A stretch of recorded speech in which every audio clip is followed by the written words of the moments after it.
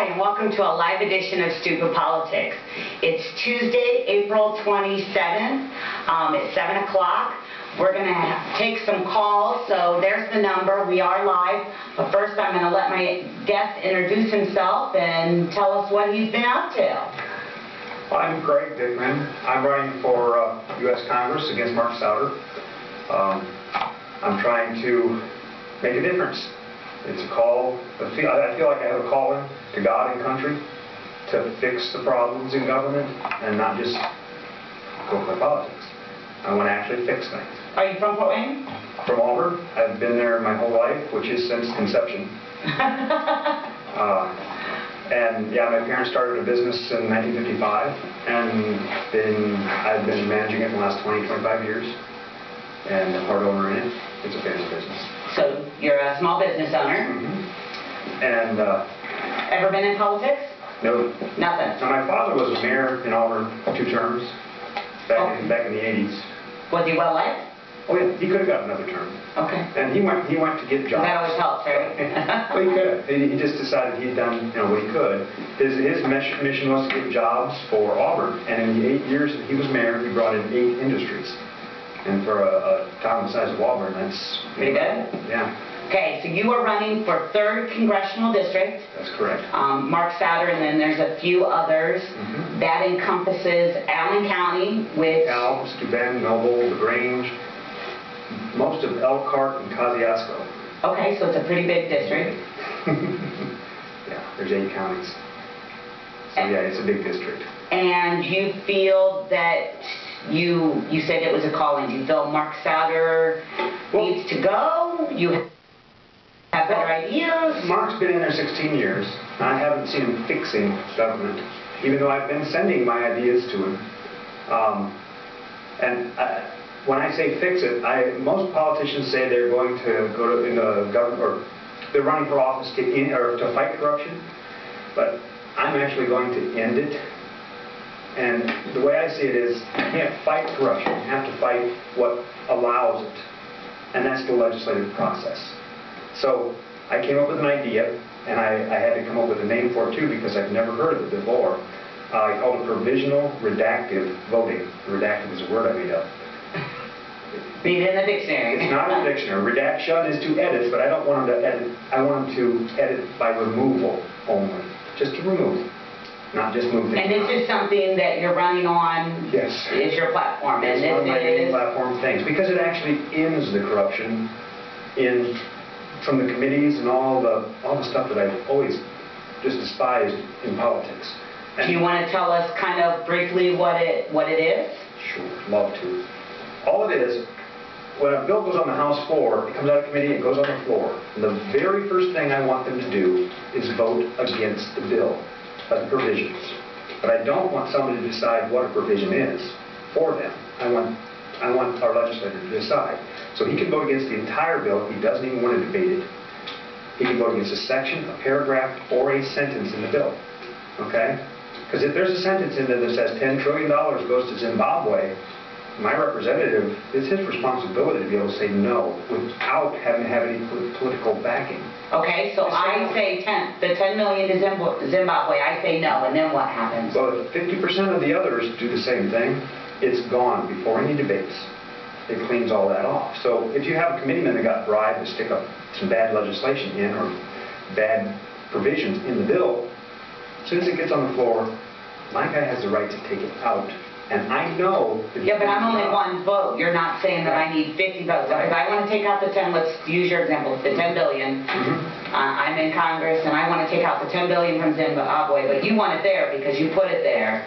So doesn't our votes count each other out? Well, if 50% of them vote against it, then it's gone. Okay, so I would say I want this part out, and then other people would say, okay, voting on it also. Vote on that. If everybody votes the same sentence out, the same paragraph, or the same section, well, the good thing is, one, it would allow politicians to actually read what they're writing because they could vote. And 2, they'd spend a little more time on bills and a little less time on aggravating us. So that'd be as a voter, I'm going to know if he left that in there.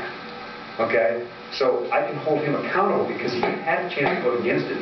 Whether he was able to remove it or not, he had a chance to vote against it right away. Okay? So that But cleans then that section of the bill. that makes more time consuming for us, doesn't it, again? Because now we have to watch every little thing to make sure they're voting. What about, I've seen the thing just one bill at a time act, where they're only allowed to vote on one thing at a time and not throw things in it. Wouldn't that be easy too? The problem is, you have to have backing, to sponsor an amendment, and it's that political backing that you shouldn't have to go gather and just to get this amendment, and then the other people throw other things into the amendment so that the amendment fails, so that the bill fails, when you actually had a good bill to begin with. So this actually cleans it. You just vote against, but you don't want it 50% say no, because they know that the voters can hold them accountable. 50% say no, that part's clean. Then you have debate. And then that would allow the amendments, just like we do. Except when an amendment comes down, again, it gets voted redactable. You can vote against the whole thing, a section, a paragraph, or a sentence. Cleans that section because they put things in there to block it. And when all the amendments gets done, you end up with the entire bill and you have a final vote on it. At that point, you would have to decide, should I or shouldn't I, because this stuff did get through that 50% still wanted. But that's the only point you had to make a compromise, and you can show in your voting record you were voting against it the whole time.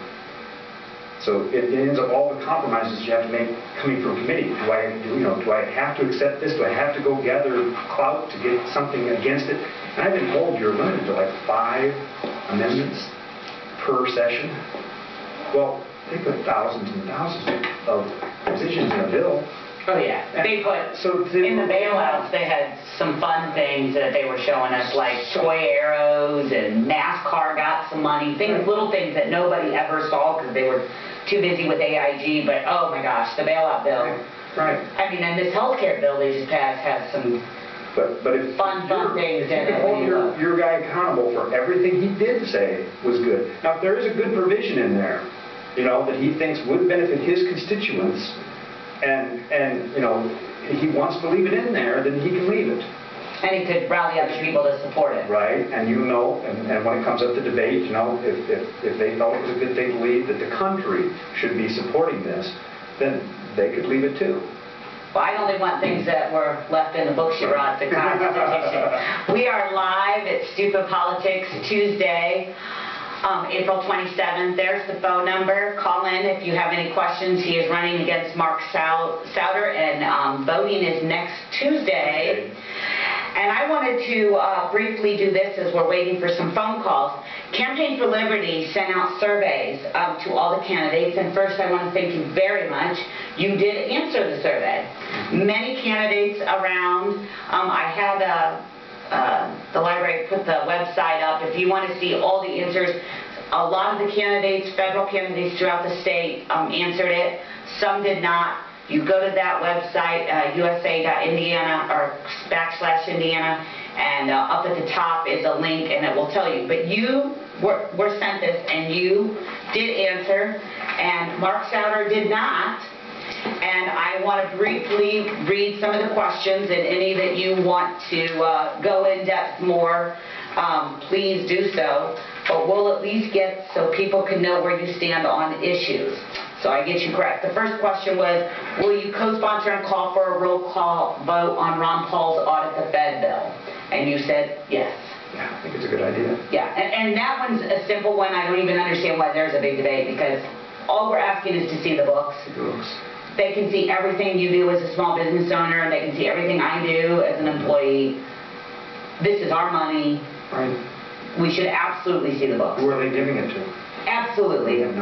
We have no idea. And now they're screaming at Goldman Sachs, and I think they were involved to begin with the government. So it's just, to me, they're yelling at themselves, which never makes sense to me. So I do appreciate that. You would co-sponsor Audit Fed. Will you support legislation removing capital gains and sales taxes on gold and silver coinage? You said yes. So that's good, because then that allows competing currency. And if people want their money in something tangible instead of... Shouldn't cost them to get money. Right, Federal Reserve notes, which is actually paper, and if it does get crazy and and I have a bunch of gold at home, and you have a bunch of dollars, and you want to stick with dollars, and then we're both trying to buy groceries, you know. Right, I shouldn't have to pay taxes to get my gold to have something Tangible to save it for your future. absolutely. Something that's not going to depreciate just because the Fed starts printing a bunch of money. Right, because there is a limited quantity, and that's why our dollar was supposed to be backed by gold, as we've talked about on the show, is so that it would limit the amount. It wasn't just because gold is so wonderful.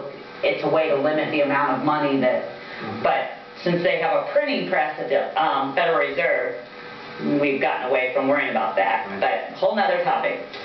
Will you vote to oppose any legislation